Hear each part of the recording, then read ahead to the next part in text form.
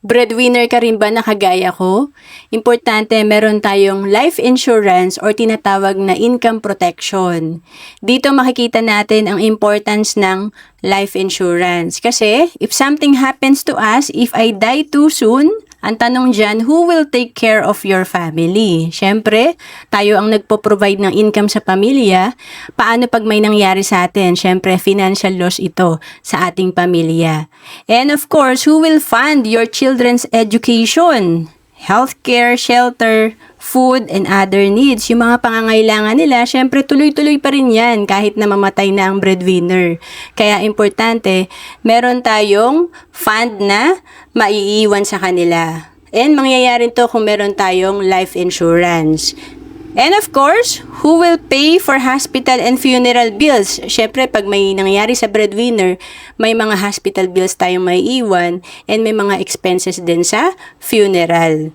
And sabi nga, tinatawag na income protection ang life insurance. Kasi yung income ng pamilya tuloy-tuloy pa rin pag meron tayong life insurance. And magkakaroon tayo ng peace of mind kung meron tayong life insurance. Kasi kahit mawala na ang breadwinner, merong instant money or fund na pangsimula ang pamilya.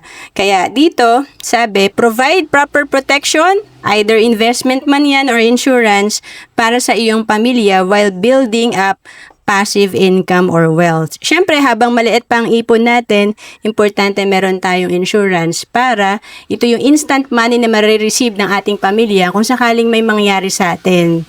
And if anything happens to you, all the money you wanted save in the future for your family would be available to them instantly. So again, ang life insurance ay instant money. Ito yung matatanggap ng ating pamilya, something happens to us na mga breadwinner. And to know more about savings and investment, message mo lang ako sa Facebook, Roancelis Capistrano.